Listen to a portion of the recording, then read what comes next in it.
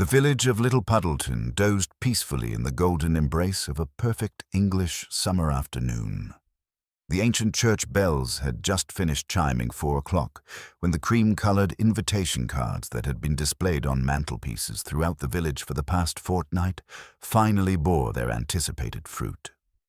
Lady Venetia Blackwood's annual garden party at Meadowbrook Manor was proceeding with all the delicate precision of a well-rehearsed ballet, where every guest knew their role and the unspoken rules that governed such gatherings.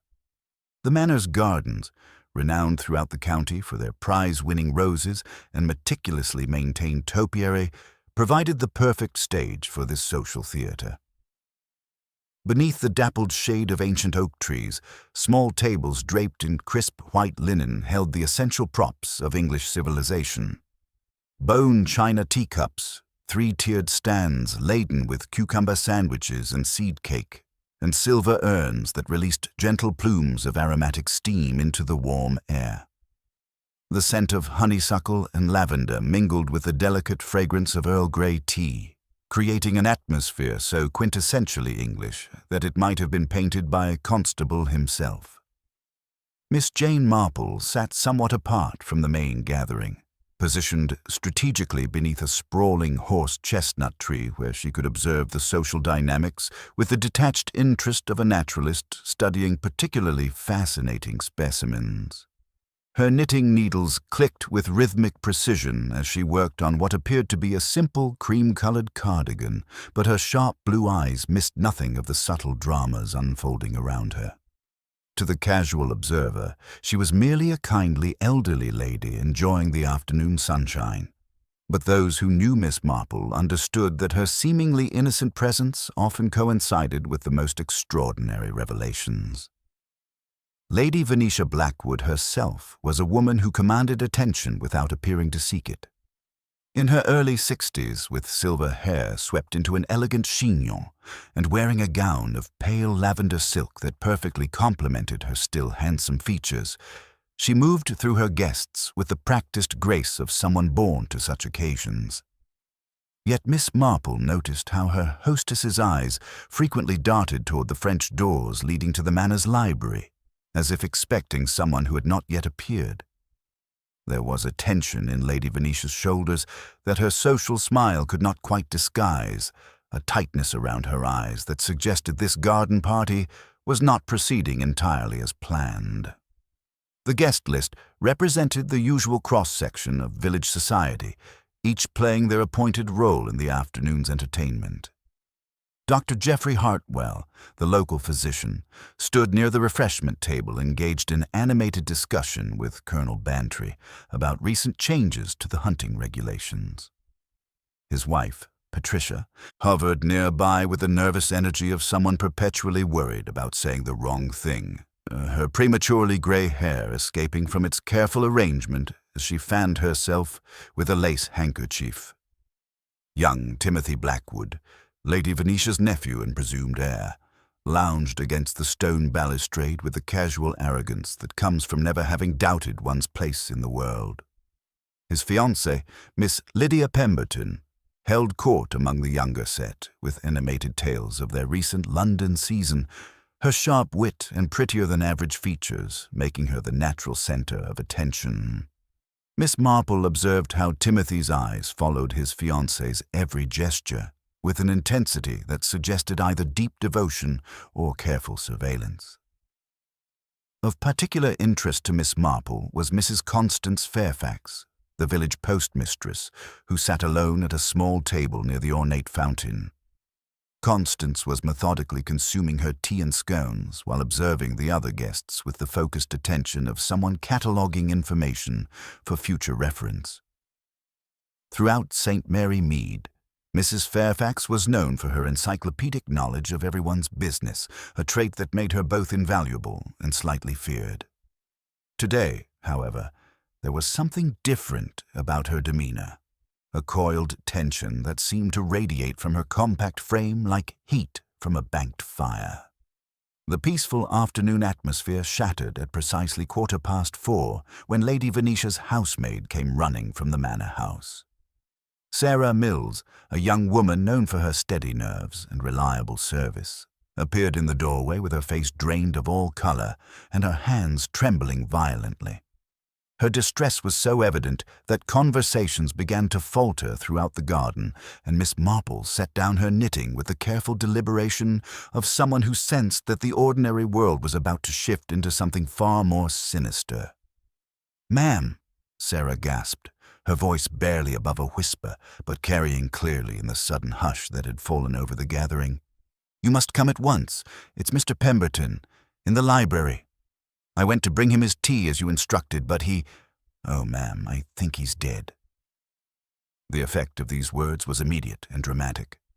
Lydia Pemberton's delicate teacup slipped from nerveless fingers, shattering against the flagstone path in a cascade of bone china and Earl Grey.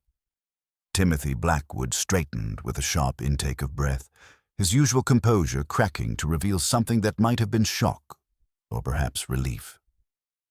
Dr. Hartwell was already moving toward the house before Sarah had finished speaking, his medical training overriding social niceties, while his wife pressed her handkerchief to her lips with a small, stifled cry.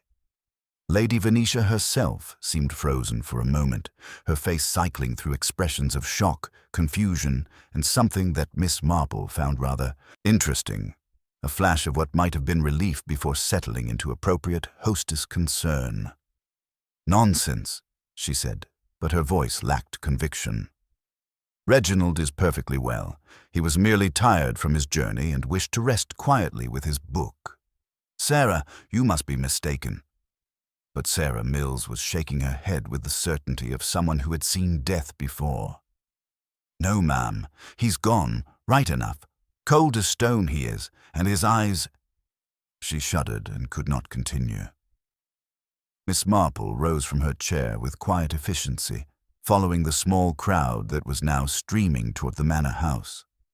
As she walked, her mind was already cataloguing the reactions she had observed, filing away details that might prove significant later.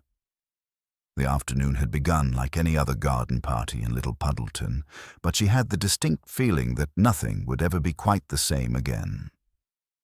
The library of Meadowbrook Manor was a grand room with floor-to-ceiling bookshelves and tall windows that normally filled the space with warm afternoon light. Today, however, the heavy velvet curtains had been partially drawn, casting the room into a twilight gloom broken only by the light from a single desk lamp. It was there, in a leather armchair beside the cold fireplace, that they found Reginald Pemberton. He sat slumped forward slightly, as if he had merely dozed off while reading the leather-bound volume that lay open across his lap. His face was peaceful, almost serene, showing none of the distortion that often accompanies a violent death. On the small mahogany table beside his chair sat a delicate china teacup and saucer, the cup still half full of what appeared to be Earl Grey tea, prepared exactly as he preferred it, with a slice of lemon and no sugar.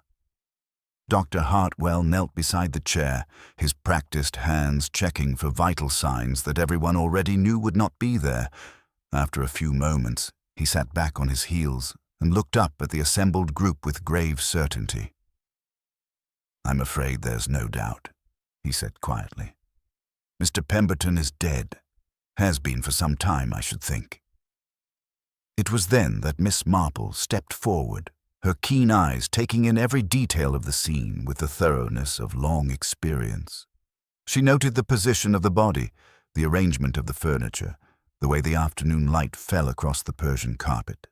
But what captured her attention most particularly was that delicate china teacup sitting so innocently beside the dead man's chair.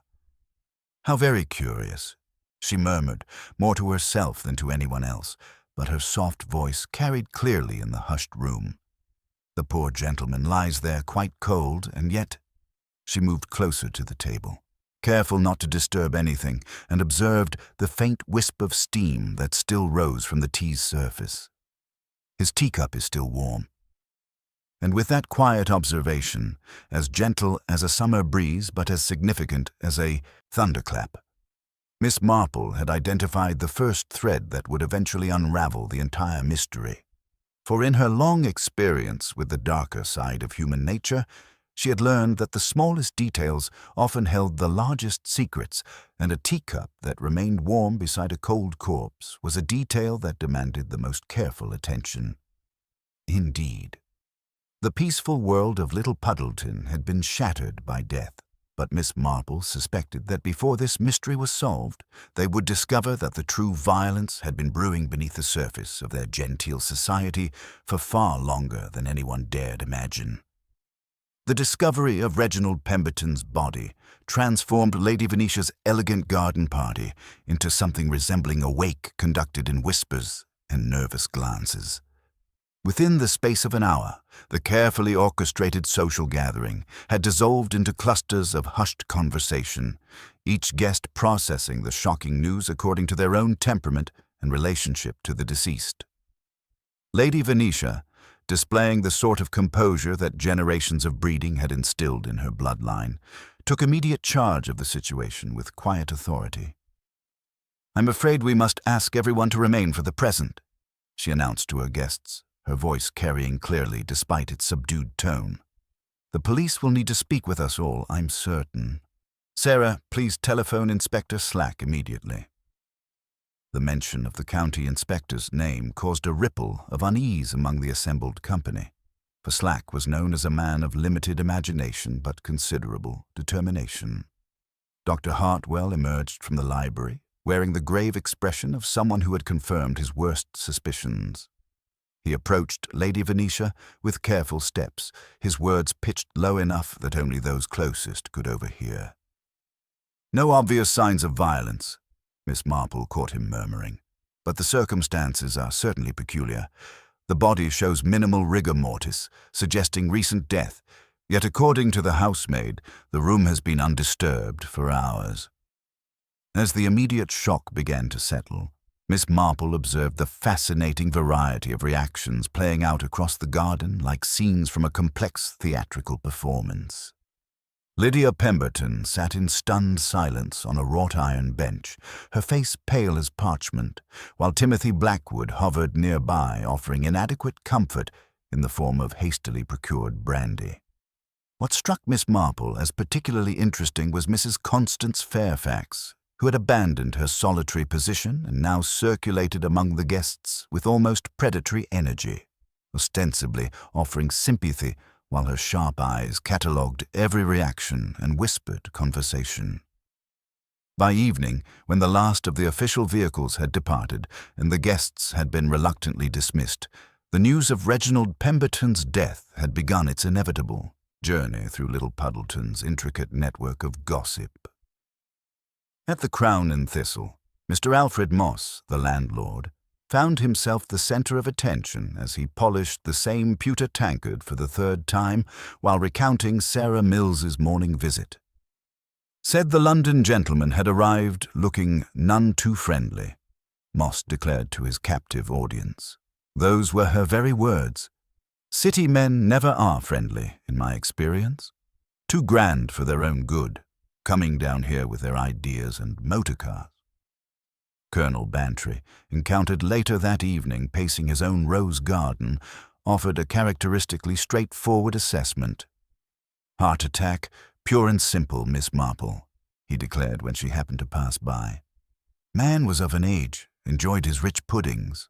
Shocking for poor Venetia, of course, but no mystery there. Just an unfortunate end to a pleasant afternoon." His relief at this simple explanation was almost palpable, as though the notion of natural causes was infinitely preferable to something more sinister lurking in their peaceful community. Dr. Hartwell, when discreetly pressed by his wife Patricia, proved more cautious. While a cardiac event is certainly possible, the circumstances are unusual. The suddenness, the lack of prior complaint, his robust appearance earlier.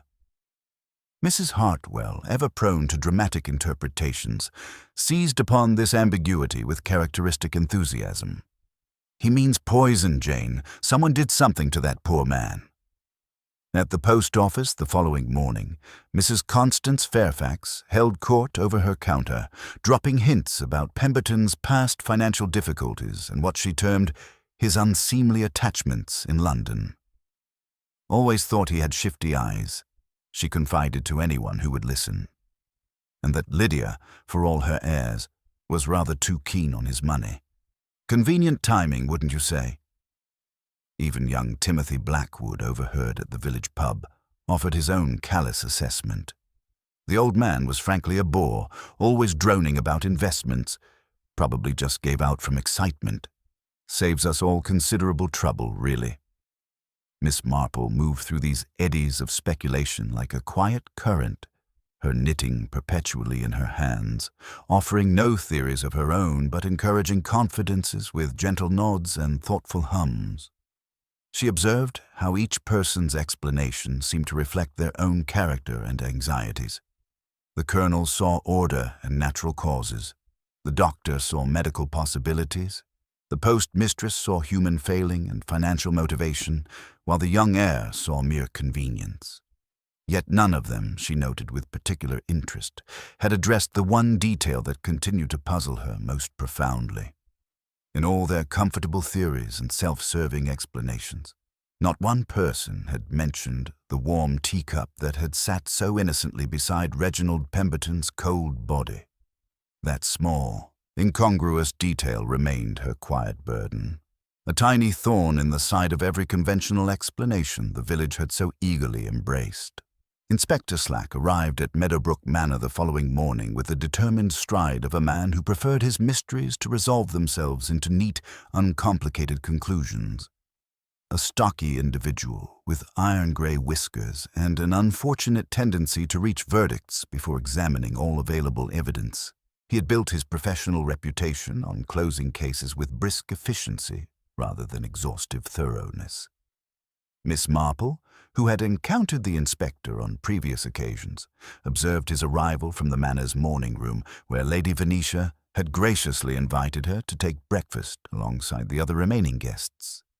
The inspector's examination of the library proceeded with characteristic dispatch, his heavy boots echoing against the polished floors as he photographed the scene from various angles and made cursory notes about furniture positioning.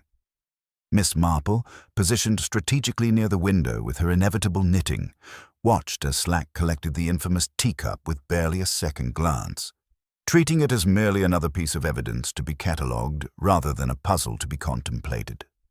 His methodology, while thorough in its bureaucratic way, seemed designed primarily to confirm conclusions he had already reached rather than explore alternative possibilities that might prove inconveniently complex.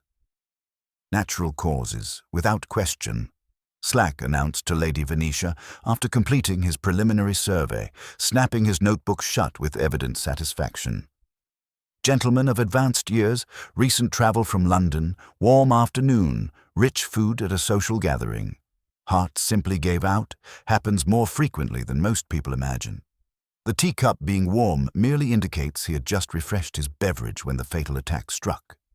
His explanation carried the confident tone of someone who had encountered similar cases countless times and saw no reason to complicate matters with unnecessary speculation.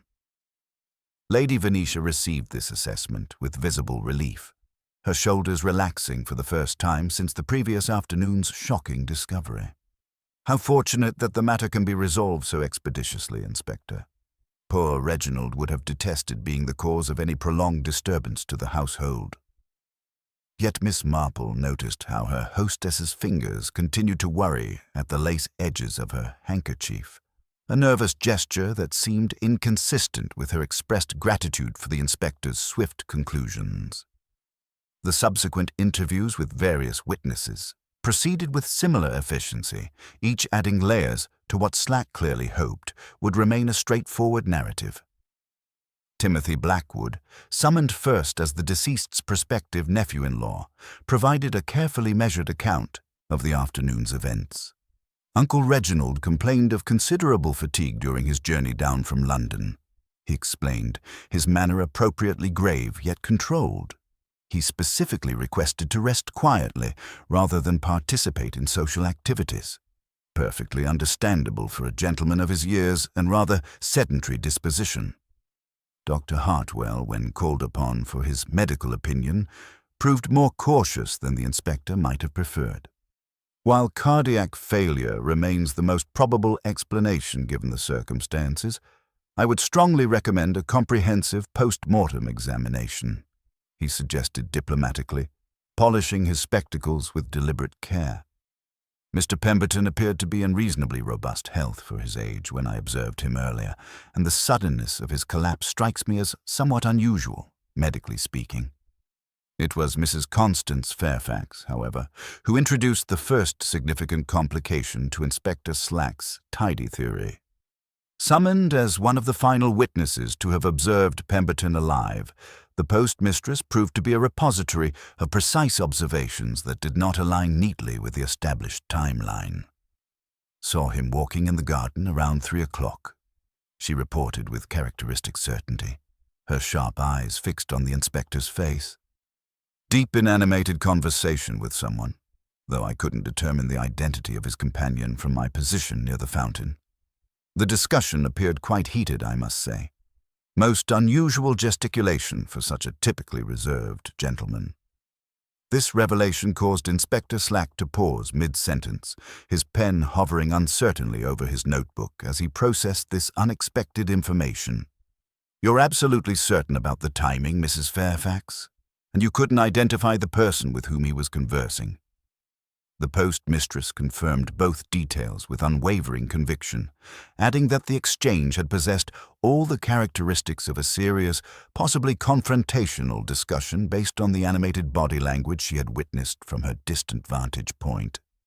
Miss Marple found this development particularly fascinating, not merely because it suggested Pemberton had been alive and actively engaged considerably later than anyone else had indicated, but because it introduced an unknown participant to the afternoon's events.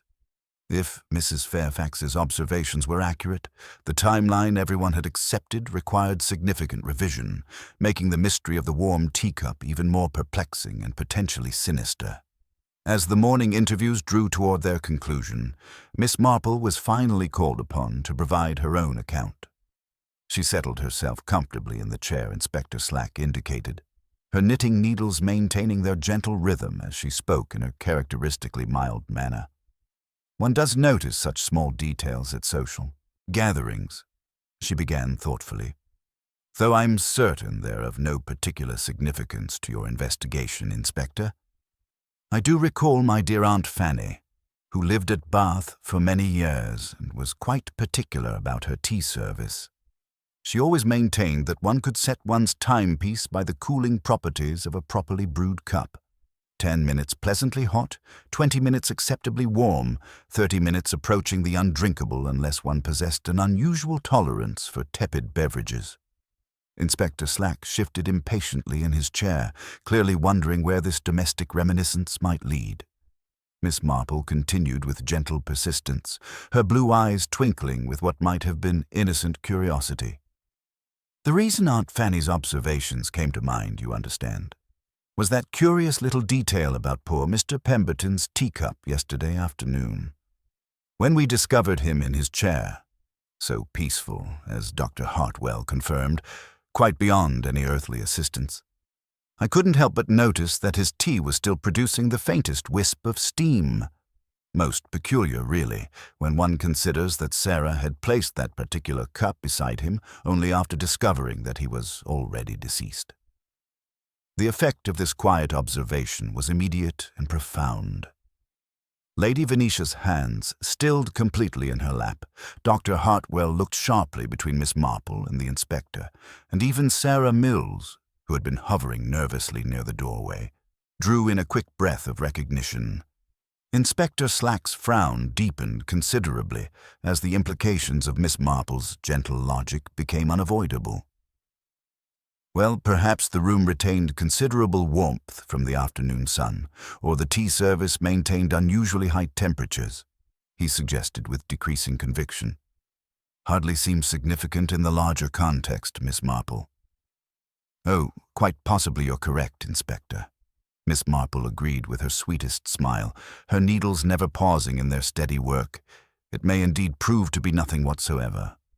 Only Aunt Fanny was so very precise about such domestic matters, And she did always insist that dead gentlemen, unlike properly prepared tea, simply do not grow warmer with the passage of time. The silence that followed this observation was pregnant with new possibilities, each more troubling than Inspector Slack's preferred explanation of natural causes. Miss Marple had accomplished what she did best, planted a seed of doubt so gently and reasonably that it could not be dismissed, yet so precisely targeted that it undermined the entire foundation of the official theory.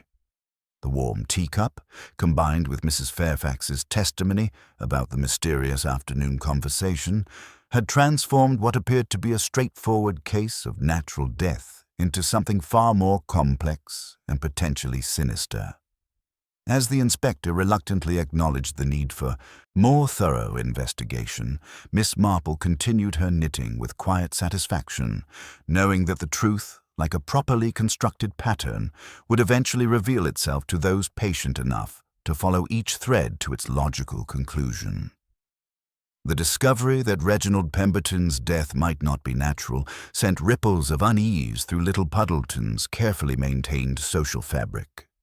Inspector Slack, though visibly reluctant to abandon his preferred theory of natural causes, could not entirely dismiss the accumulating evidence that suggested something far more sinister.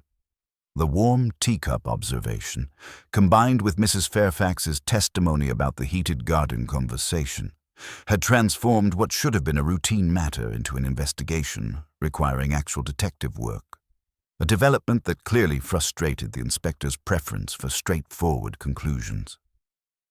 By the following morning, Slack had grudgingly ordered a complete post-mortem examination and begun treating Meadowbrook Manor's library as a potential crime scene. This more thorough investigation yielded several items that deepened rather than clarified the mystery surrounding Pemberton's final hours.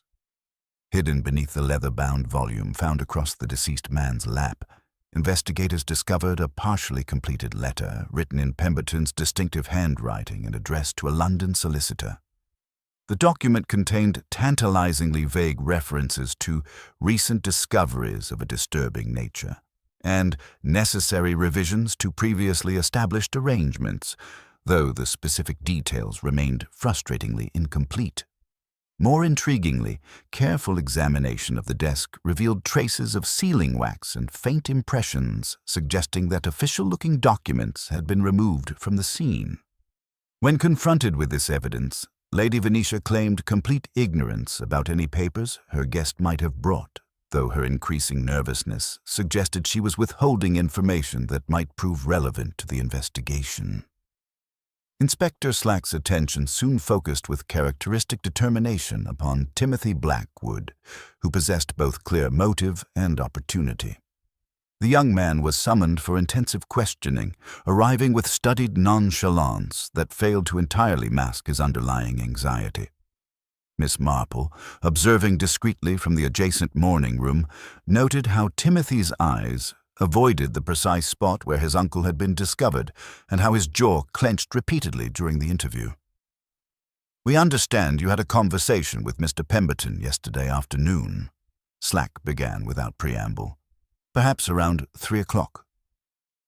Timothy's hesitation was brief but noticeable before he acknowledged what he carefully characterized as merely exchanging a few words about family matters. His description of the encounter as tiresome rather than heated directly contradicted Mrs. Fairfax's observations, a discrepancy that Miss Marple filed away with particular interest. Uncle Reginald had rather antiquated views about financial responsibility. Timothy explained with studied casualness. He felt I should be more settled before marriage, and he disapproved of certain investment decisions. Nothing more than typical family interference, Inspector. His dismissive tone seemed calculated to minimize the significance of what Mrs. Fairfax had witnessed as an animated, possibly confrontational discussion. The investigation took an unexpected turn when Sarah Mills provided detailed testimony about the afternoon's domestic arrangements.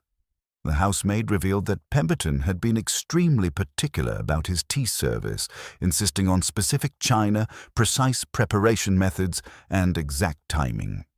More significantly, she mentioned preparing 2 complete tea services that afternoon, though she could not recall who had requested the second setting. "Found the tray missing from the kitchen when I went to clear up," she explained, but assumed someone had returned it to the pantry. This revelation about the missing tea service, combined with the mysterious afternoon visitor, suggested that Pemberton's final hours had involved considerably more social interaction than anyone had initially acknowledged. Miss Marple found this domestic detail particularly significant, as it implied a level of planning and preparation that seemed inconsistent with a spontaneous act of violence. Meanwhile, the village had begun its own informal investigation through the reliable medium of gossip and speculation.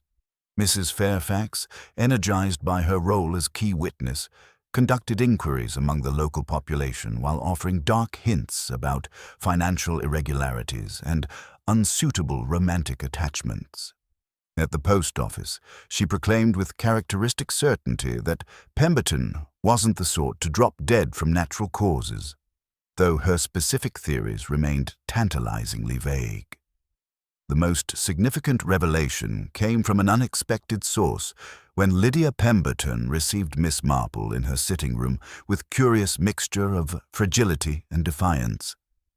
"You must think the worst of me," she said flatly, "the grasping fiancé who now conveniently inherits nothing. For that is the situation, you know. Reginald was not nearly so wealthy as he appeared." She explained that debts and failed investments had forced postponement of their wedding, adding another layer of financial complication to the already complex situation. As Inspector Slack grew increasingly confident that Timothy represented the obvious solution to his case, Miss Marple remained quietly unconvinced. While the young man certainly possessed sufficient arrogance and perhaps impatience to commit murder, his evasiveness seemed more characteristic of someone protecting his reputation than a calculating killer covering his tracks. The precise timing of the warm teacup, the meticulous staging of the scene, and the apparent removal of documents suggested a more sophisticated mind than Timothy appeared to possess. The investigation had revealed multiple motives, suspicious behavior from several parties, and physical evidence of deliberate deception, yet the central mystery of the warm teacup remained unsolved. Miss Marple continued her knitting with thoughtful precision, knowing that the truth lay not in dramatic accusations, but in careful attention to those small domestic details that revealed the true nature of human behavior. The post-mortem results arrived on Thursday morning with the clinical precision that transforms speculation into grim certainty. Dr. Morrison's report, delivered in the formal language of forensic medicine, confirmed what Miss Marple's quiet observations had already suggested.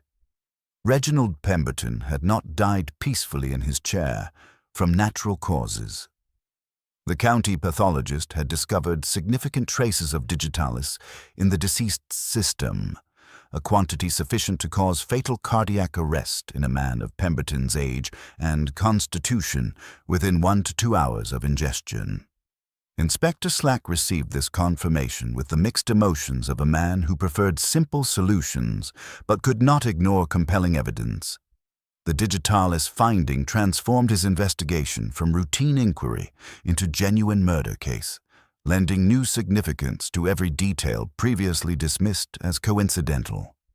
Most particularly, it elevated Miss Marple's persistent observations about the warm teacup from domestic trivia to crucial evidence in establishing the precise timing of Pemberton's final moments. The investigation transforms. Armed with proof of deliberate poisoning, Inspector Slack approached his renewed questioning with considerably more authority and suspicion. The foxglove plant, source of the fatal digitalis, grew abundantly throughout the English countryside and particularly flourished in Meadowbrook Manor's own gardens. This accessibility meant that virtually anyone with basic botanical knowledge could have harvested and prepared the poison, though the precise dosage required suggested someone with more than casual familiarity with the plant's toxic properties. Dr. Hartwell, consulted for his medical expertise, provided disturbing context about digitalist poisoning that deepened the mystery rather than clarifying it. The symptoms are typically quite distressing, he explained to Inspector Slack with professional gravity. Violent nausea, disorientation, considerable physical distress, yet Mr. Pemberton was discovered in a remarkably peaceful position, as though he had simply dozed off while reading. Such tranquility is most unusual in cases of digitalis toxicity. This medical observation aligned perfectly with Miss Marple's earlier concerns about the scene's theatrical quality. Someone had taken considerable care to arrange Pemberton's final moments to appear natural and undisturbed, suggesting a killer who possessed both botanical knowledge and sufficient psychological sophistication to stage an elaborate deception. Renewed scrutiny of suspects. Timothy Blackwood found himself subjected to increasingly intensive questioning, his previous evasiveness now appearing far more sinister in light of confirmed murder. The young man's defensive hostility did little to improve his position as prime suspect, particularly when his detailed knowledge of garden cultivation included suspiciously specific information about foxglove properties. "Everyone knows foxglove is poisonous," he protested with barely concealed irritation. "But that hardly makes every gardener in England a potential murderer." Yet Timothy's emphasis on his presence during the entire garden party struck Miss Marple as carefully worded, notably avoiding reference to the crucial hours immediately preceding the formal gathering when the poison must have been administered. His inability to provide a concrete alibi for the precise window of opportunity further strengthened Inspector Slack's growing conviction about his guilt. The investigation took a dramatic turn when Lady Venetia, under renewed pressure about missing documents, finally acknowledged what she had been concealing since the discovery of the body. "Reginald brought legal papers with him," she admitted with visible reluctance, her composed facade finally cracking under the weight of official scrutiny. "A new will, or rather the draft of one. He intended to make significant changes to his previous arrangements, though he did not specify the exact nature of those revisions." This revelation about Pemberton's intended will changes provided compelling motive for several parties who might be adversely affected by such alterations. More significantly, it explained the missing documents that had puzzled investigators and suggested that the killer had been aware of Pemberton's legal intentions, possibly through prior knowledge or overheard conversations. Domestic revelations. Sarah Mills, the housemaid, provided crucial testimony about the afternoon's domestic arrangements that further complicated the established timeline. Under careful questioning, she revealed that Lady Venetia had specifically requested the library tea service be prepared with particular attention to detail, using the manor's finest china reserved for distinguished guests. More puzzling, Sarah recalled discovering an additional teacup and saucer in the kitchen sink the following morning, though she maintained no memory of washing extra service items from the garden party. "I prepared Mr. Pemberton's tea exactly as her ladyship instructed," Sarah insisted with tears in her eyes. "Earl Grey, no sugar, thin slice of lemon, served in the blue and gold spode that belonged to the late master. I left the tray on the library table as directed, but when I returned to collect it, I found—" She shuddered, unable to complete the sentence that would acknowledge her discovery of the body. This domestic detail about the extra teacup proved particularly significant to Miss Marple, who understood that such seemingly minor inconsistencies often revealed the most important truth. Someone had used additional china that afternoon, suggesting either an unaccounted visitor or a more complex sequence of events than anyone had yet acknowledged. The village responds. News of confirmed murder sent fresh ripples of excitement and anxiety through Little Puddleton's social fabric. Mrs. Constance Fairfax, energized by her role as key witness, conducted informal investigations while offering increasingly dramatic theories about the crime.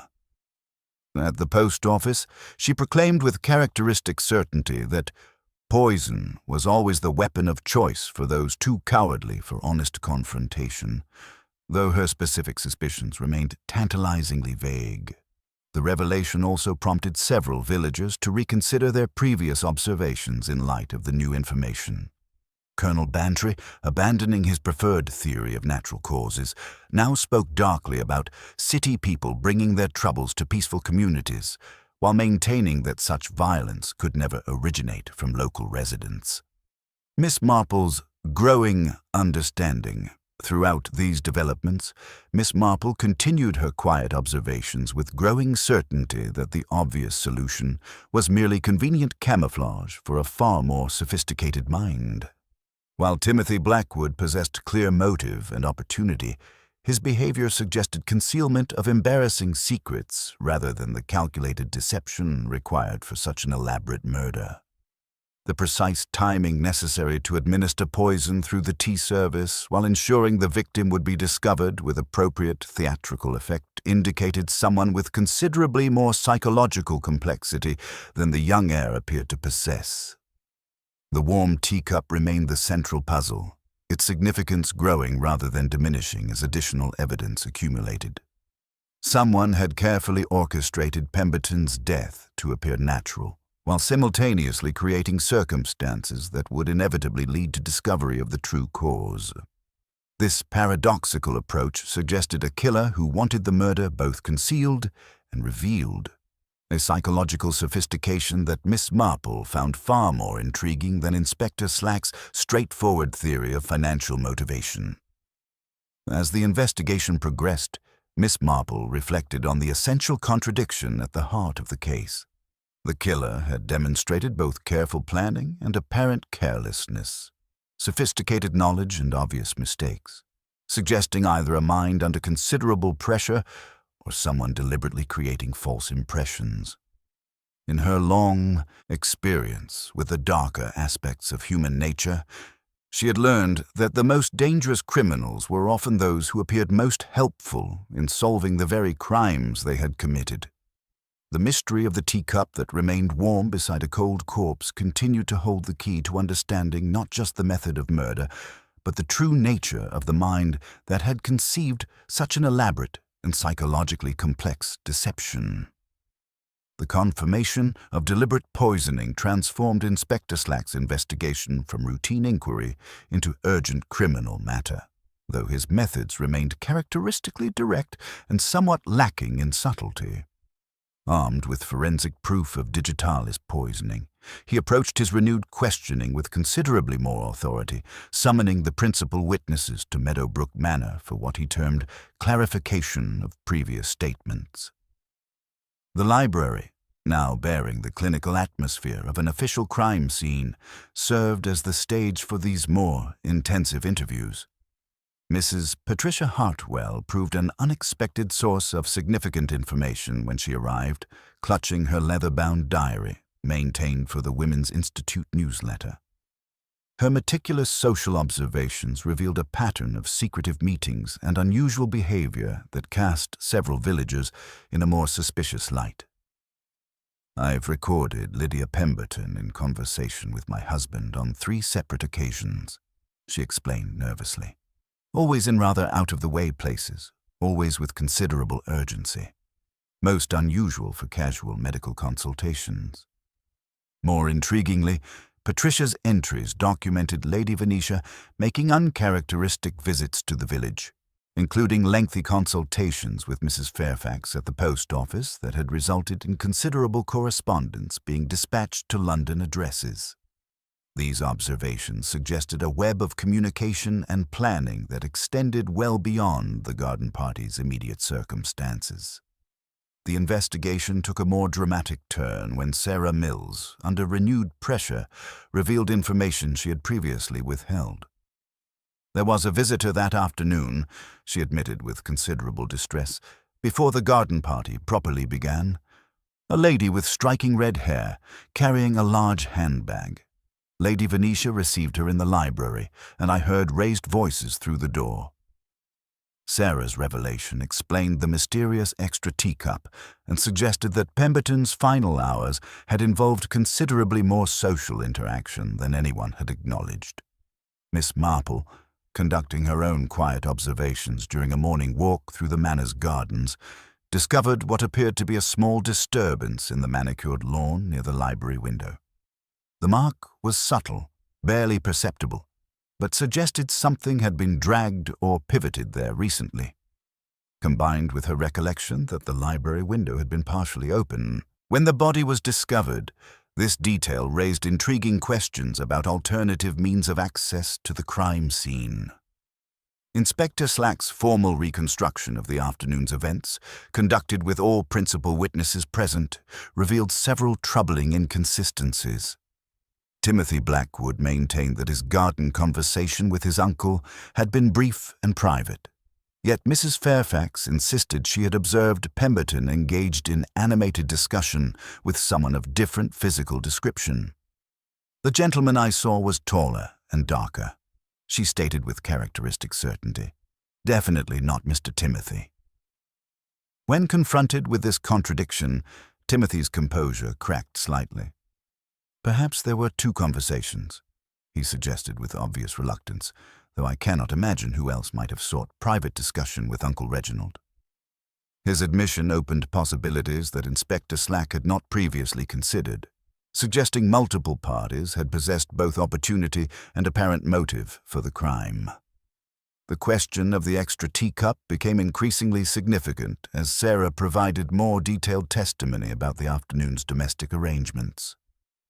She confirmed preparing only one cup for Pemberton's initial tea service, yet an additional cup had been discovered in the kitchen sink the following morning. "I always remember the spode," she insisted. "It's too precious to treat carelessly. Someone else must have used the second cup." Lady Venetia, faced with mounting evidence of concealed activities, finally acknowledged that Pemberton had brought disturbing information about financial irregularities involving his late brother's estate. He possessed documentation suggesting systematic improprieties spanning several years, she admitted with visible distress. Allegations that would have devastated several prominent families if proven accurate. This revelation provided compelling motive for multiple parties who might have faced exposure and ruin if Pemberton's accusations became public. Dr. Hartwell, when questioned about his wife's diary observations, proved surprisingly defensive about his consultations with Lydia Pemberton. Professional discussions about her uncle's health concerns, he maintained, though his explanation seemed inadequate given the secretive nature of their meetings. His obvious discomfort suggested personal involvement that extended beyond medical propriety. Miss Marple observed these developments with growing certainty that the solution lay not in dramatic confrontations, but in careful analysis of human behavior under pressure. The warm teacup remained her primary focus, its significance enhanced rather than diminished by each new revelation. Someone had orchestrated Pemberton's death with theatrical precision while simultaneously creating circumstances that would inevitably expose the crime's artificial nature. As evening approached and the formal interviews concluded, Miss Marple reflected on the essential contradiction at the heart of the case. The killer had demonstrated both sophisticated planning and apparent carelessness, suggesting either a mind under extreme pressure or someone deliberately creating false impressions. In her experience, the most dangerous criminals were often those who appeared most helpful in solving the very crimes they had committed, offering theories and evidence while carefully directing suspicion toward convenient alternatives. The mystery deepened with each revelation, but Miss Marple remained confident that patience and careful observation would eventually reveal the truth behind the teacup that had remained mysteriously warm beside Reginald Pemberton's cold corpse. The pattern was emerging, thread by thread, and soon the complete design would become unmistakably clear. The investigation took a startling turn 3 days after the post-mortem confirmation, when Inspector Slack received an urgent telephone call that would fundamentally alter his understanding of the case. Dr. Hartwell's voice carried across the crackling connection with barely controlled agitation, reporting that his wife Patricia had suffered what appeared to be a deliberate poisoning attempt in their own home. The parallel to Pemberton's death was unmistakable. Yet the circumstances suggested either a killer growing increasingly desperate or someone deliberately orchestrating a pattern of evidence. Miss Marple arrived at the Hartwell residence alongside Inspector Slack, her knitting bag clutched firmly as she observed the scene with characteristic attention to detail. Patricia lay upon the sitting-room sofa, conscious but clearly distressed, her normally precise appearance disheveled, and her face bearing the pallor of someone who had narrowly escaped a fatal encounter. The familiar, sweet, cloying scent of digitalis lingered in the air, confirming Dr. Hartwell's immediate diagnosis of the same poison that had claimed Pemberton's life. The second poisoning attempt. Dr. Hartwell's account of discovering his wife revealed both medical precision and personal anguish that seemed entirely genuine. I returned from morning rounds to find Patricia collapsed in the kitchen, he explained to Inspector Slack with professional composure, barely masking his emotional distress. The symptoms were unmistakable. Nausea, disorientation, irregular heartbeat. Fortunately, the dose appears to have been less precisely calculated than in Mr. Pemberton's case, or perhaps administered at a different concentration. The domestic details proved particularly significant to Miss Marple's growing understanding of the case's true complexity.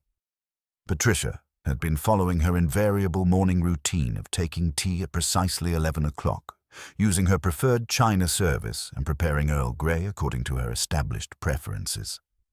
Yet someone had anticipated this routine with sufficient precision to introduce digitalis into her cup without arousing immediate suspicion. More intriguingly, Patricia's semi-conscious murmurings included fragmentary references to papers and shouldn't have written it down, suggesting that her attack was motivated by specific knowledge she possessed rather than random selection. When pressed gently by Miss Marple about these utterances, Patricia proved frustratingly vague, claiming only that she had been experiencing troubling dreams about the recent events. Inspector Slack's renewed focus. The second poisoning attempt prompted Inspector Slack to reconsider his entire approach to the case, though his conclusions remained characteristically direct. "Someone is eliminating witnesses," he declared with conviction, "which means Mrs. Hartwell possessed information that threatened our killer's security. The question is whether we're dealing with Timothy Blackwood covering his tracks or someone else entirely." However, Miss Marple found herself increasingly troubled by the apparent differences between the two poisoning attempts. While Pemberton's death had been orchestrated with theatrical precision, the peaceful posture, the warm teacup, the carefully staged scene, Patricia's poisoning seemed almost hurried and imprecise. The contrast suggested either a killer operating under increased pressure or, more intriguingly, two entirely different minds at work. "It strikes me as rather curious," Miss Marple observed to Inspector Slack as they examined the Hartwell kitchen, "that someone capable of such meticulous planning in Mr. Pemberton's case should suddenly become so careless in their methods. Rather like comparing fine embroidery work to hasty darning, the materials may be similar, but the hands that shaped them possessed quite different levels of skill and patience. Village speculation intensifies." News of the second poisoning sent fresh waves of anxiety and speculation through Little Puddleton's social networks. At the Crown and Thistle, conversations centered on theories about a poisoner at large who might strike any household without warning. Mrs. Constance Fairfax, energized by her central role in the unfolding drama, proclaimed darkly that no one's tea service is safe while this madness continues, though her specific theories about the perpetrator's identity remained tantalizingly vague. Colonel Bantry, encountered by Miss Marple during her afternoon constitutional, expressed the growing community sentiment with characteristic directness. "Dash it all, Jane. We can't have people dropping like flies every time they take their morning tea. Slack needs to arrest someone before the entire village is afraid to touch a teacup." His preference for swift resolution reflected the general desire to restore normalcy to their disrupted community. Yet Miss Marple noted how certain individuals seemed less surprised by the second poisoning than genuine shock would warrant. Timothy Blackwood's reaction, when informed of Patricia's attack, carried more calculation than spontaneous concern, while Lady Venetia's response suggested she was processing implications rather than expressing simple horror at the escalating violence. The pattern emerges. As evening approached and Patricia Hartwell's condition stabilized sufficiently for more detailed questioning, Miss Marple reflected on the essential contradiction that continued to define the case. The killer had demonstrated both sophisticated planning and apparent carelessness, meticulous attention to detail and obvious mistakes. This paradoxical pattern suggested either a mind operating under extreme pressure or someone deliberately creating false impressions to misdirect the investigation. The warm teacup beside Pemberton's cold body remained her primary focus, its significance enhanced rather than diminished by each new development. Someone had orchestrated the original murder with theatrical precision while simultaneously creating circumstances that would inevitably expose its artificial nature. The second poisoning attempt, by contrast, seemed designed to reinforce suspicions about obvious suspects while providing convenient explanations for the killer's supposed desperation. Miss Marple's long experience with human nature's darker impulses had taught her that the most dangerous criminals were often those who appeared most helpful in solving the very crimes they had committed. As she prepared for what she sensed would be the investigation's final phase, she remained quietly confident that patience and careful observation would eventually reveal the truth behind both the teacup that had remained mysteriously warm and the mind sophisticated enough to orchestrate such an elaborate deception. The mystery was approaching its climax, and Miss Marple suspected that the solution, when it finally emerged, would prove far more psychologically complex than Inspector Slack's straightforward theories of financial motivation and obvious guilt. The pattern was becoming clear, thread by careful thread, and soon the complete design would become unmistakably apparent to anyone with sufficient patience to follow each strand to its logical conclusion. The attempted poisoning of Patricia Hartwell transformed the atmosphere throughout Little Puddleton from excited speculation to something approaching genuine fear. Where previously the villagers had treated Reginald Pemberton's demise as an unusual but fascinating topic for discussion, the second attack made the danger feel immediate and personal. Inspector Slack responded with markedly increased activity, dispatching constables for visible patrols while conducting more aggressive interviews at Meadowbrook Manor. Yet Miss Marple observed that his efforts remained focused on obvious suspects rather than the subtle domestic details she considered most significant. Patricia's disturbing revelations. Miss Marple's visit to Patricia Hartwell, now somewhat recovered and propped against pillows in her bedroom, yielded information that cast the entire investigation in a more complex light. Patricia's confession about her meticulous diary-keeping for the Women's Institute newsletter revealed observations that someone had found sufficiently threatening to warrant elimination. "I write too much," Patricia admitted with tears in her eyes. "Little things I notice about conversations and expressions. After Reginald's death, my diary went missing for 2 whole days, then suddenly reappeared on my writing table as though it had never been touched." This revelation about the temporarily missing diary provided crucial insight into the killer's methodology. Someone had needed to know exactly what Patricia had recorded, suggesting a mind that planned several moves ahead and understood the importance of controlling information. More significantly, Patricia's diary entries had documented patterns that individually seemed innocent, but collectively painted a troubling picture of deception and secret communications throughout the village.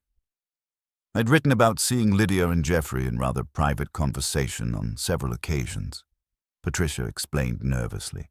Always in out-of-the-way places, always with considerable urgency, and I mentioned overhearing Mrs. Fairfax at the post office saying something about papers that could ruin half the county if they saw daylight. These seemingly casual observations had created a dangerous web of knowledge that someone was willing to kill to suppress. Mrs. Fairfax's crucial evidence. The breakthrough came when Mrs. Constance Fairfax arrived at Meadowbrook Manor, carrying a leather satchel and wearing the determined expression of someone who had reached momentous conclusions. Her role as postmistress had provided her with unique insight into the correspondence patterns that revealed systematic deception extending back several months. "I've been cataloguing everyone else's suspicious behavior while missing the most obvious fraud occurring right under my nose," she announced to Inspector Slack with characteristic directness.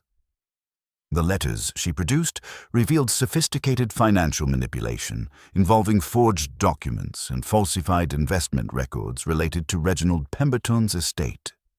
More significantly, the correspondence demonstrated that someone possessed intimate knowledge of both Pemberton's business affairs and his personal habits, having cultivated his trust over an extended period while systematically embezzling from his holdings. The handwriting on several documents purporting to be from London solicitors bore suspicious similarities to local penmanship, Mrs. Fairfax explained with professional precision.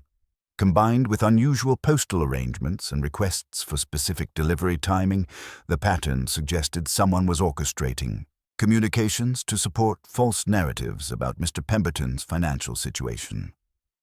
The evidence revealed careful preparation for what was clearly intended as a final confrontation, with detailed arrangements for ensuring privacy and controlling circumstances. Physical evidence and growing suspicions. Miss Marple's careful re-examination of the crime scene yielded additional details that aligned with the emerging pattern of sophisticated planning.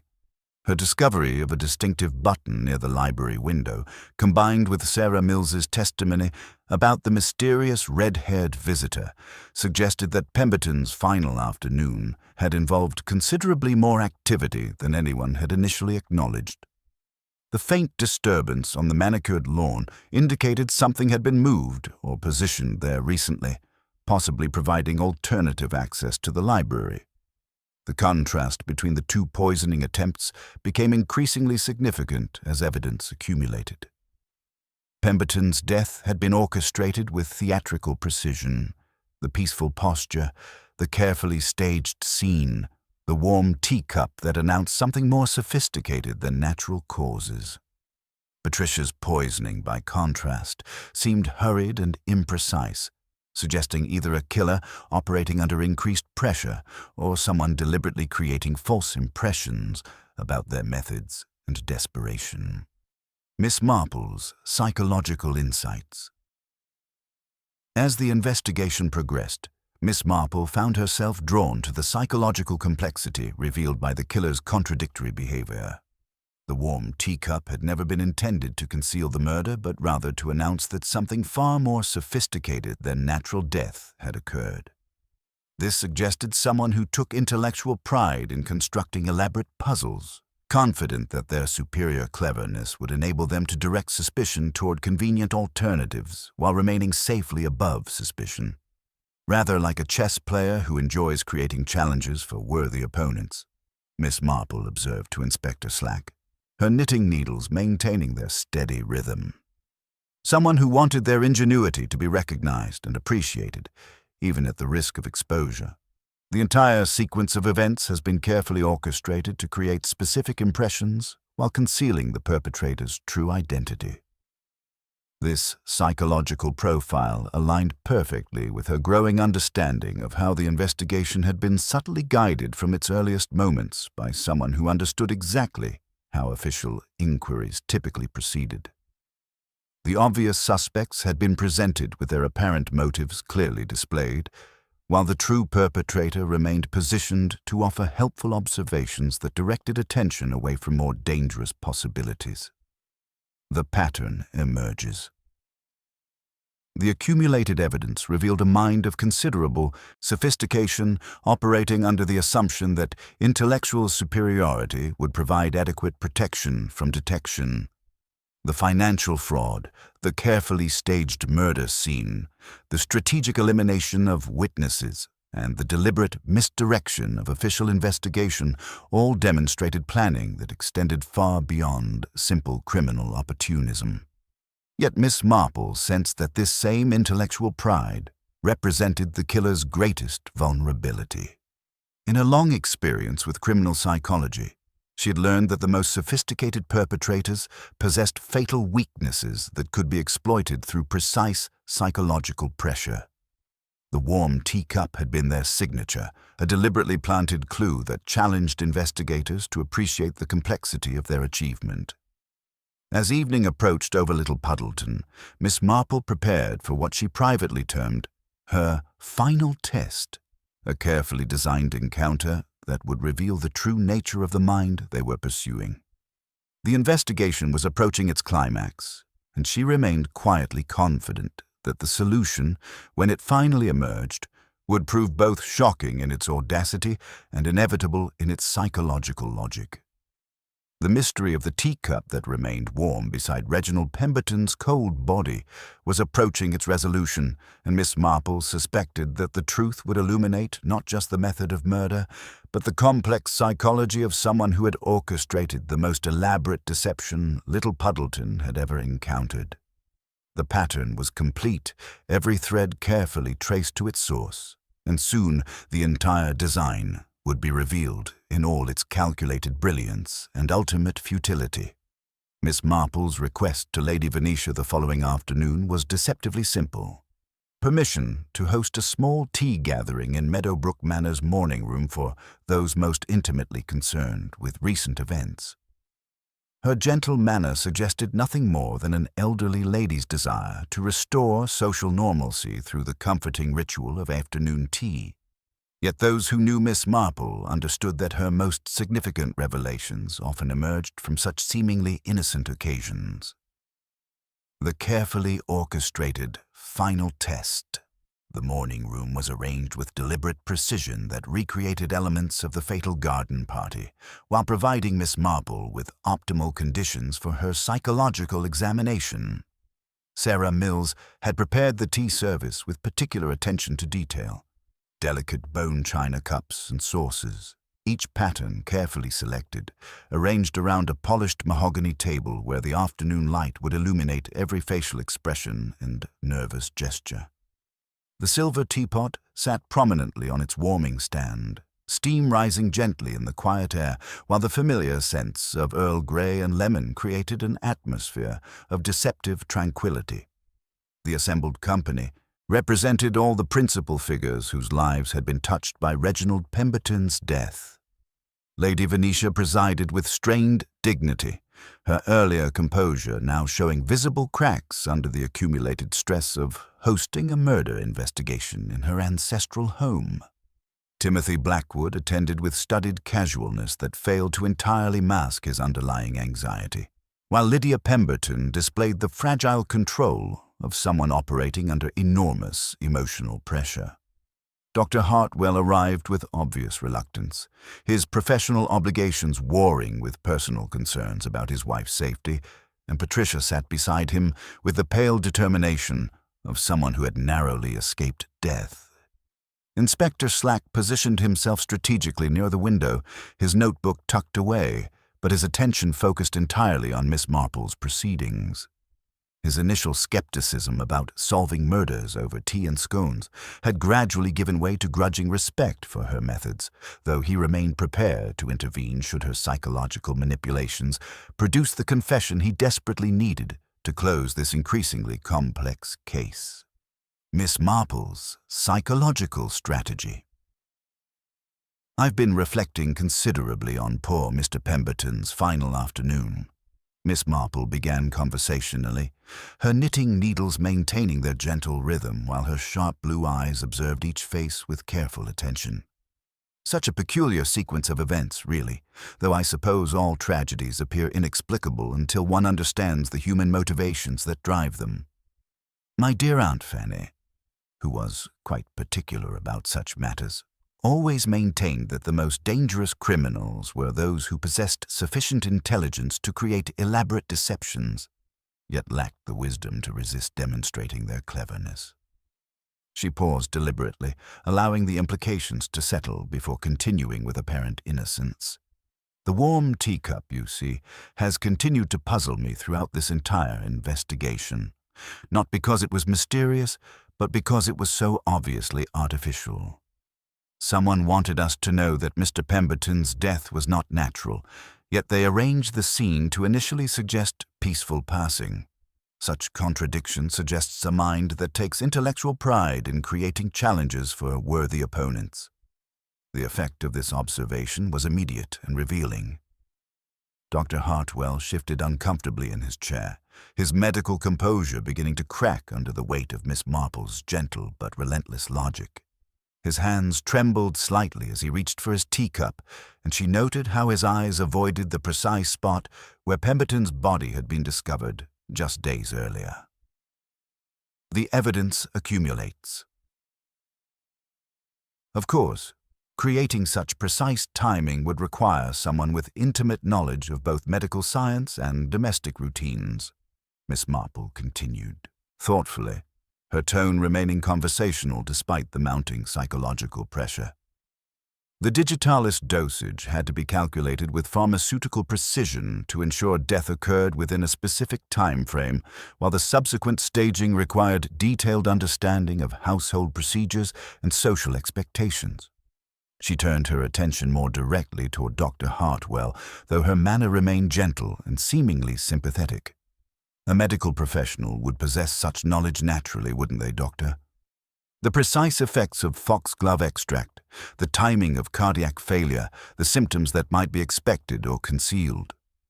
Combined with a physician's natural access to homes and private conversations, such expertise would provide remarkable opportunities for someone with criminal inclinations. Dr. Hartwell's face had grown increasingly pale throughout this discourse, and now a muscle began twitching in his jaw as he processed the implications of Miss Marple's carefully chosen words. "I fail to see what you're suggesting, Miss Marple," he managed with diminishing conviction, beyond wild speculation about medical knowledge that any educated person might possess. "The psychological trap springs."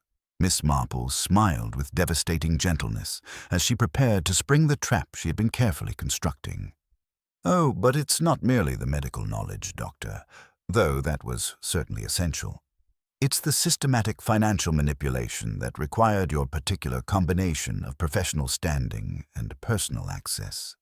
Mrs. Fairfax has been most helpful in documenting the correspondence patterns that reveal systematic embezzlement from Mr. Pemberton's estate over several months.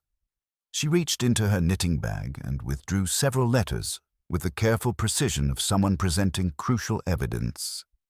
These documents, which Mrs. Fairfax preserved in her official capacity, show how someone used forged letterhead and falsified investment reports to systematically divert funds from Mr. Pemberton's accounts.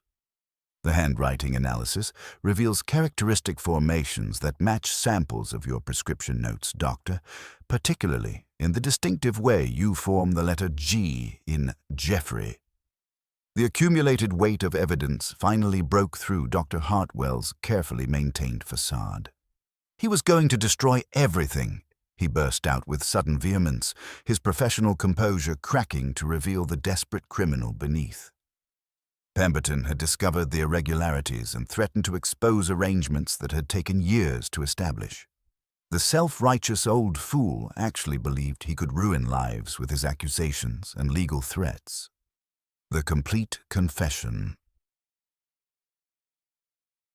Dr. Hartwell's confession poured forth with the relief of someone who had carried an enormous burden in secret for too long.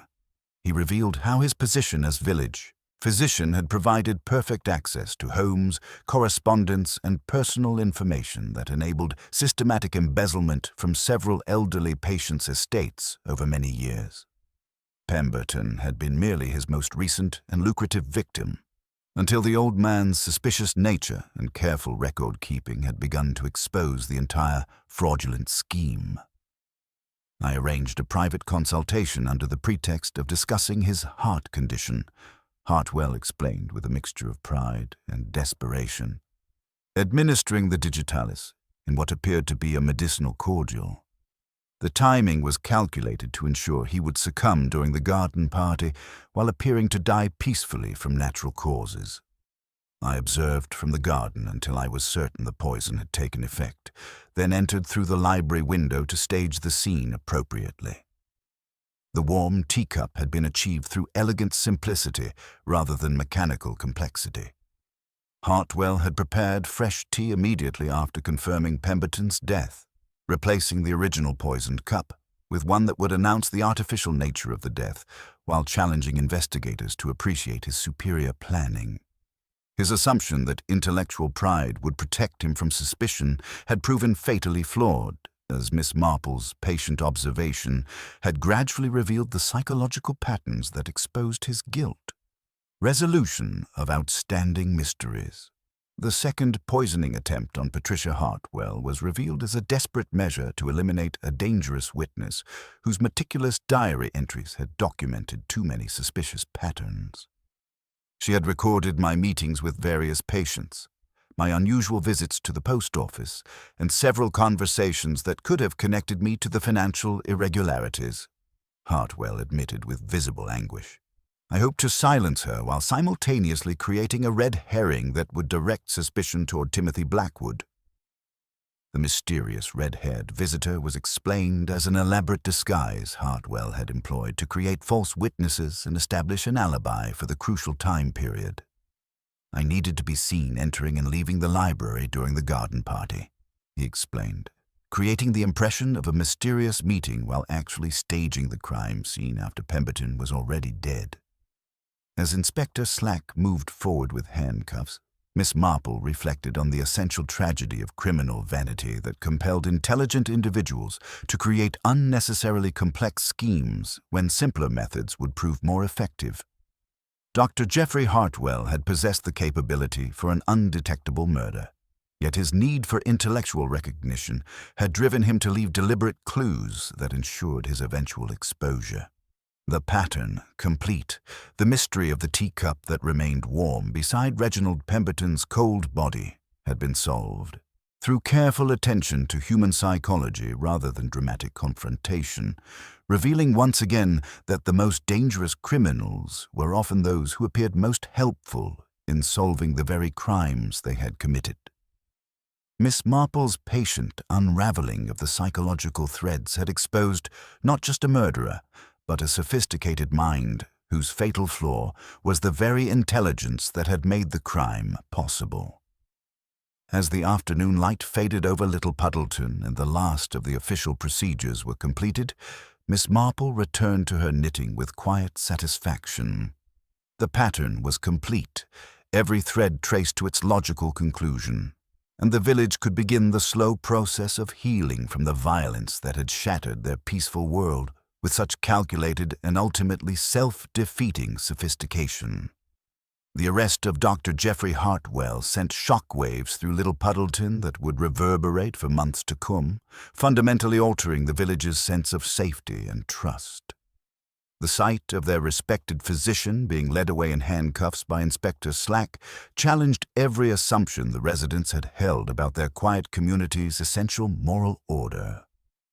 At the Crown and Thistle, the usual convivial atmosphere evaporated as patrons struggled to reconcile the image of the man who had delivered their children and comforted them in illness with the calculating murderer who had systematically betrayed their trust. The immediate aftermath and individual reckonings. Patricia Hartwell faced the most heartbreaking position of anyone in the village, simultaneously victim and unwitting accomplice to her husband's crimes. Her physical recovery from the poisoning attempt was complicated by the devastating psychological realization that the man she had trusted completely had been prepared to murder her to protect his criminal activities. The Women's Institute rallied around her with characteristic solidarity, though the awkwardness of the situation created inevitable strain in relationships that had previously seemed unshakable. I keep reviewing every conversation, every observation I recorded in my diary, Patricia confided to Miss Marple during a private visit, her hands trembling as she spoke. How could I have lived so intimately with someone capable of such systematic deception? The Geoffrey I thought I knew was kind, dedicated to his patients, genuinely concerned about their welfare. Miss Marple offered what comfort she could, drawing upon her extensive experience with criminal revelations' aftermath.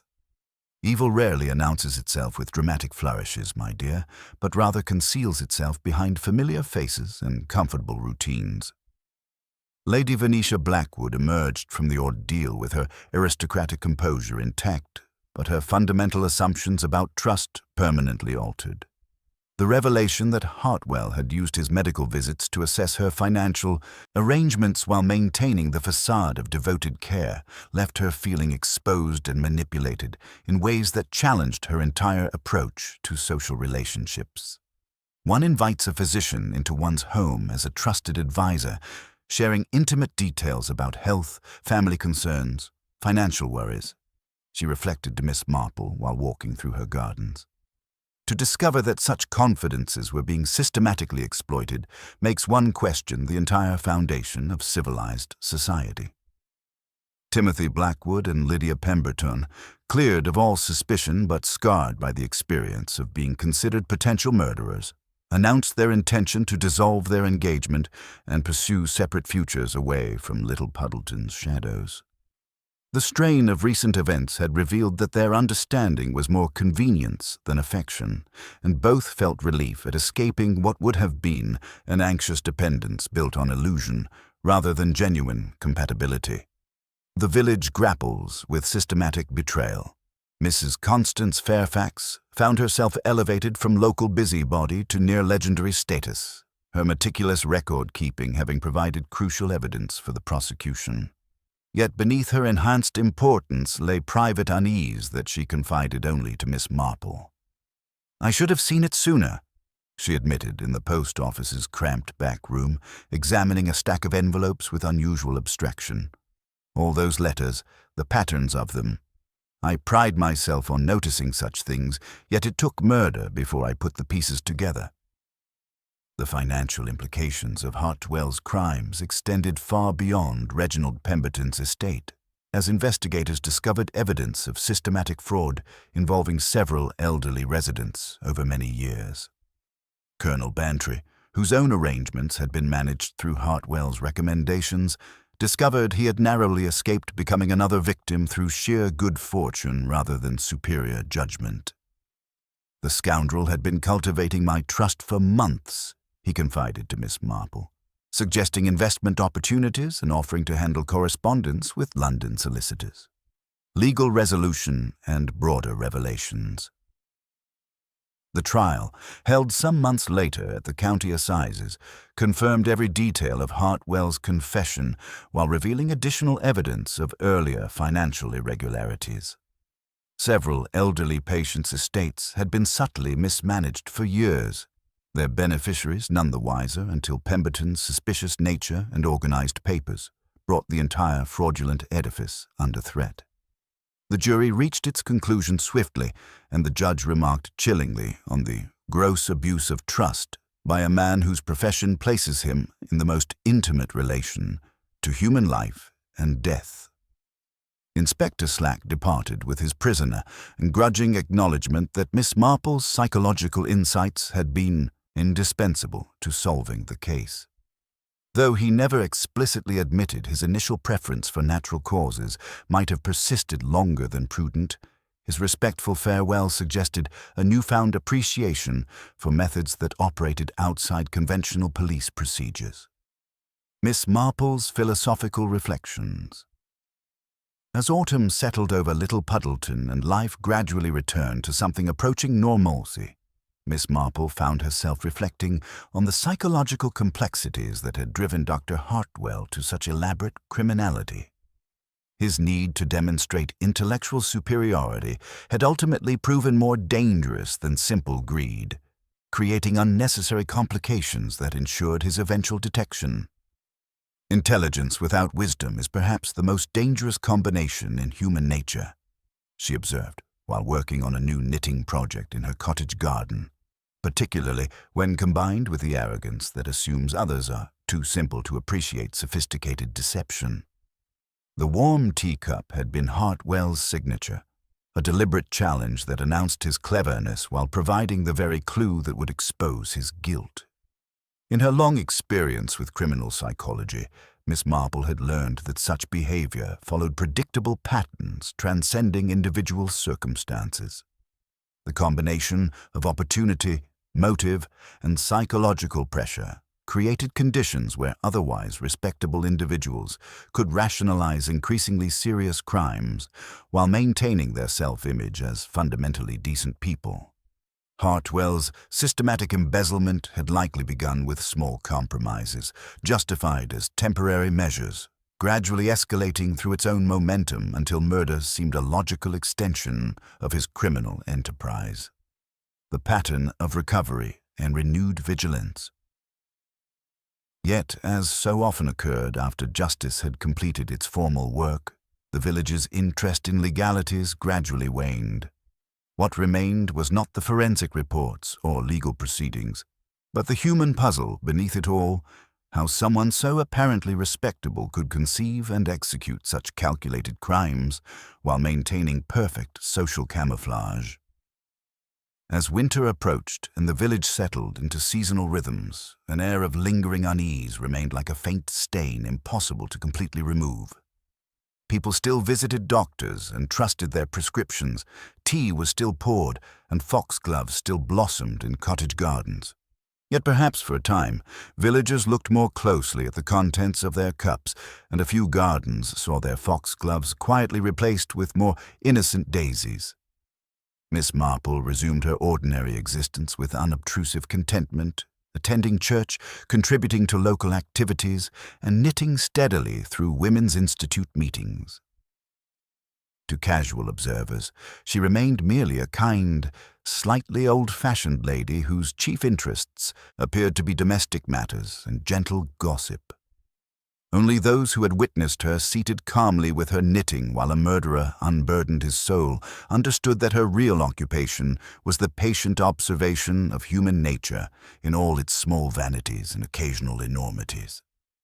She knew that somewhere, in some other quiet village, another pattern would one day begin to form, threads of ambition, resentment, fear, and foolish pride weaving themselves into the outline of future crime. When that happened, Miss Marple would be ready, as always, to notice the thing everyone else overlooked, the inconsistency that revealed truth beneath elaborate deception. For in the end, as she often reflected while her needles clicked with gentle precision, murder was not an extraordinary act committed by monsters, but simply one more expression of ordinary human weaknesses left unchecked. And like a dropped stitch in knitting, those weaknesses, if followed patiently, would always lead sooner or later to the hand that had made them. The mystery of the teacup that remained warm beside Reginald Pemberton's cold body had been solved through careful attention to human psychology rather than dramatic confrontation, proving once again that the most dangerous criminals were often those who appeared most helpful in solving the very crimes they had committed. Little Puddleton could begin its slow healing, forever changed by the knowledge that even in the most peaceful English villages, the human heart could harbor the darkest secrets beneath the most respectable facades. The winter following Dr. Geoffrey Hartwell's conviction settled over Little Puddleton with deceptive tranquility, snow covering the village like a clean page waiting for new stories to be written. Yet beneath this peaceful surface, the community grappled with fundamental changes in how they understood trust, respectability, and the hidden currents that could flow beneath familiar faces. The final understanding. In the weeks after Hartwell's arrest, Miss Marple found herself repeatedly asked to explain how she had unraveled such an elaborate deception. Sitting by her fireside with Patricia Hartwell, who had returned briefly to settle affairs, before departing for Yorkshire, she offered her characteristic gentle wisdom. "The warm teacup was always the key, my dear," Miss Marple explained, her knitting needles maintaining their steady rhythm. "A dead man's tea cannot remain warm unless someone deliberately replaces it after death. This told me the entire scene was carefully staged by someone who wanted us to know it wasn't natural death, yet initially appear so. Only a mind that took pride in its own cleverness would create such an elaborate contradiction. She continued thoughtfully. Dr. Hartwell possessed the perfect combination of medical knowledge to calculate precise digitalist dosages, professional access to homes and confidences, and the psychological sophistication to orchestrate such theatrical staging. His disguise as the mysterious visitor allowed him to confront Mr. Pemberton privately, administer the poison, and later return to arrange the scene with that tellingly warm teacup. Practical resolutions. The investigation's broader implications extended far beyond a single murder. Legal proceedings revealed systematic financial fraud affecting several elderly residents over many years, with Colonel Bantry and others working with London solicitors to recover systematically diverted assets. The new village physician, Dr. Margaret Thornfield, arrived from Manchester with transparent credentials and a reassuringly direct manner that gradually restored confidence in medical care, though residents remained notably more inquisitive about treatments and prescriptions. Patricia Hartwell's departure for her sister's home in Yorkshire was accepted with sympathetic understanding. The Women's Institute struggled initially to replace her organizational skills, discovering how thoroughly one person's competence had supported their activities. Timothy Blackwood accepted a position in Hong Kong, eager to escape the shadow of suspicion, while Lydia Pemberton moved to Bath, where her uncle's restored estate provided comfortable independence and the opportunity to pursue teacher training. Community transformation. Lady Venetia Blackwood chose to transform the library where Pemberton died, converting it into a bright morning room where natural light could dispel lingering shadows. "I refuse to allow Dr. Hartwell's crimes to drive me from my family's home," she declared with characteristic determination. The renovated space gradually became a gathering place where villagers could meet without oppressive associations, symbolizing the community's commitment to healing while remembering. Mrs. Constance Fairfax found her reputation as local observer elevated to near professional status, her meticulous record-keeping having provided crucial evidence.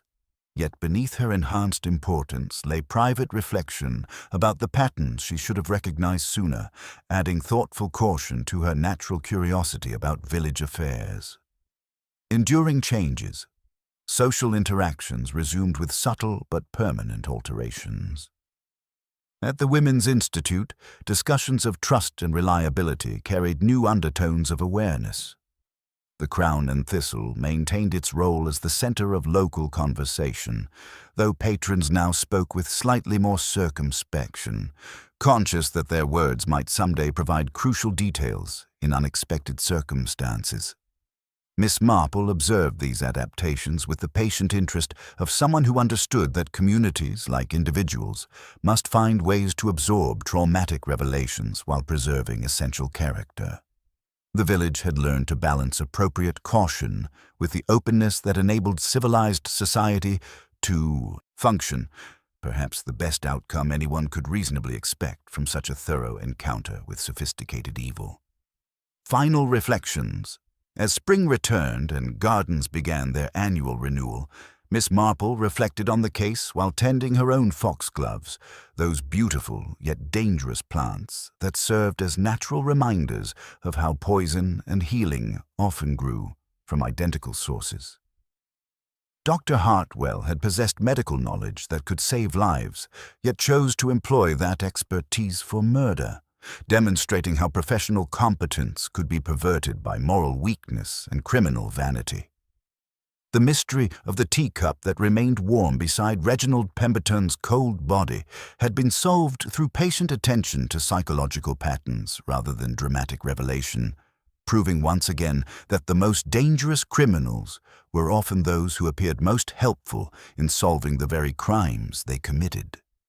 Little Puddleton had survived its encounter with calculated deception, emerging changed but not broken, wiser about human nature's capacity for evil, yet still capable of the trust that made community life possible.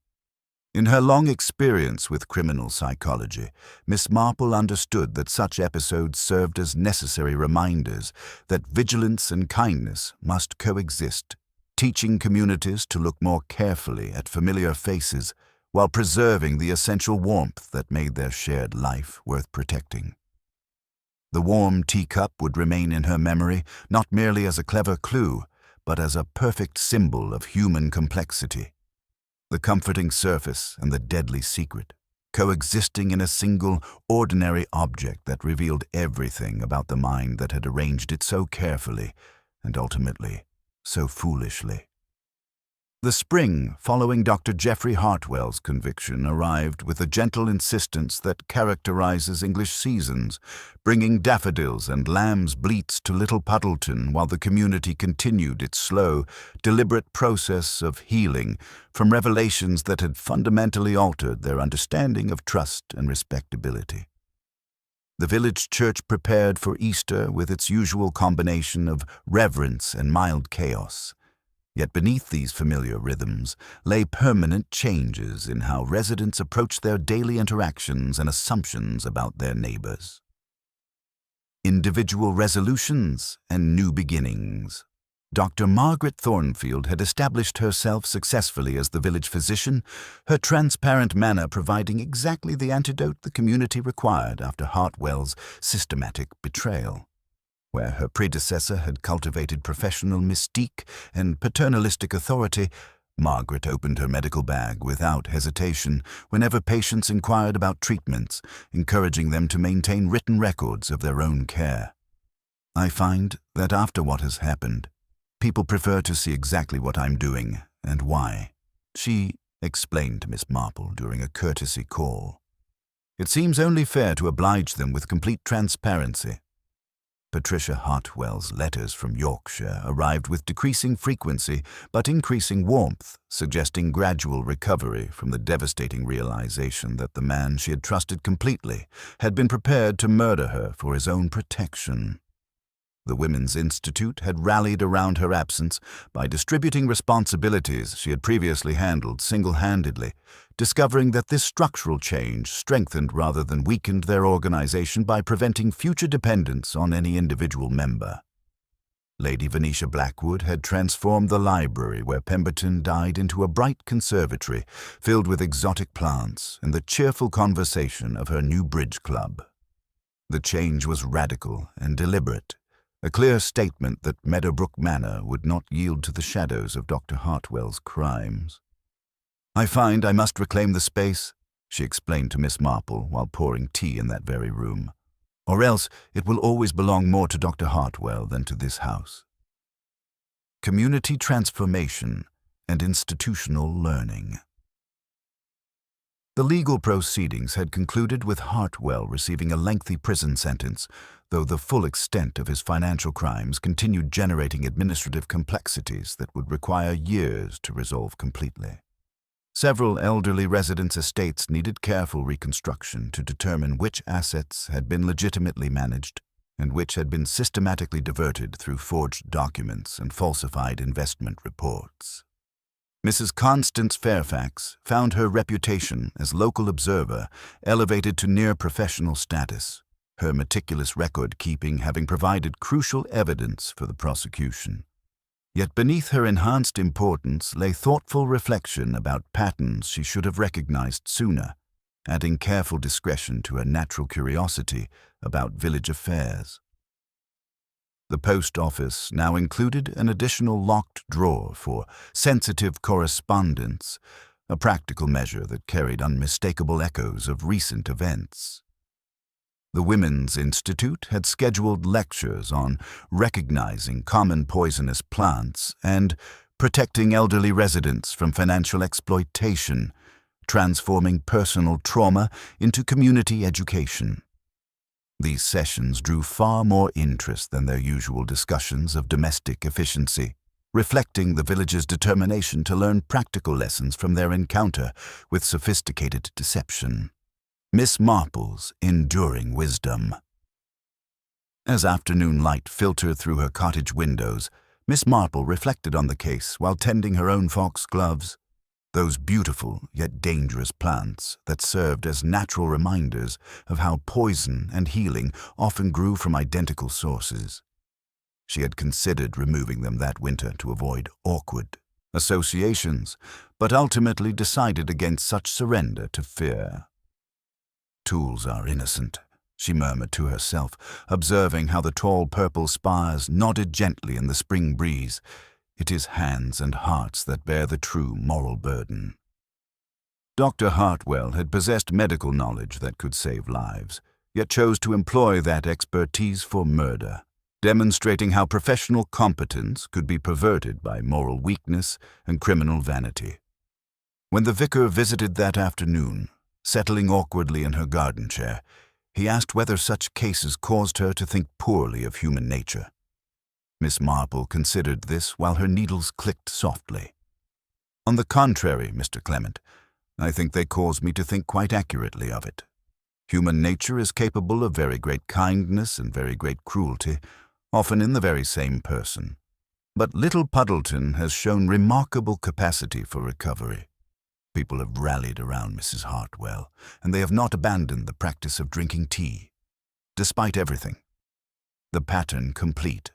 The mystery of the teacup that remained warm beside Reginald Pemberton's cold body had been solved through patient attention to psychological patterns rather than dramatic confrontation, proving once again that the most dangerous criminals were often those who appeared most helpful in solving the very crimes they committed.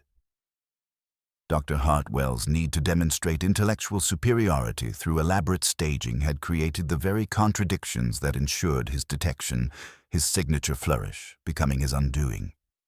In her long experience with criminal psychology, Miss Marple understood that such episodes served as necessary reminders that vigilance and kindness must coexist, teaching communities to look more carefully at familiar faces while preserving the essential warmth that made their shared life worth protecting. The warm teacup would remain in village memory, not merely as evidence in a murder case, but as a symbol of how careful observation could reveal truth beneath elaborate deception. Looking forward. As evening drew its lavender veil over Little Puddleton, Miss Marple paused in her doorway to listen to familiar sounds that had come, once again, to feel safe. The distant bark of a dog, the clink of crockery, the faint rumble of Mr. Moss closing the pub shutters. Somewhere, a kettle whistled, a sound that would forever carry new meaning in this village that had learned to pay attention to the temperature of tea. She thought of Reginald Pemberton, whose suspicious care with his papers had brought justice not only for himself, but for other victims of systematic fraud. She thought of Patricia Hartwell, whose fussy diary entries had proven more powerful than she ever imagined. And she thought of Dr. Hartwell himself, clever, vain, and ultimately destroyed by the very pride that had led him to warm a dead man's teacup as if setting a puzzle for the world to solve. Life in Little Puddleton had resumed with subtle but permanent alterations.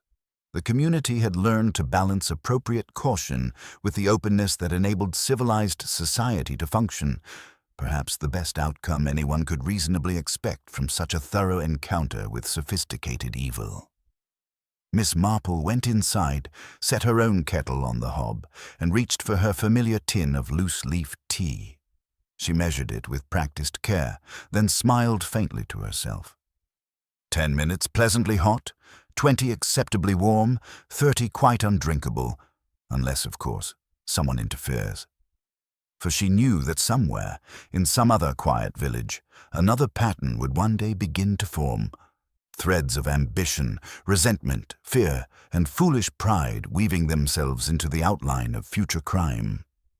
When that happened, Miss Marple would be ready, as always, to notice the thing everyone else overlooked. The inconsistency that revealed truth beneath elaborate deception.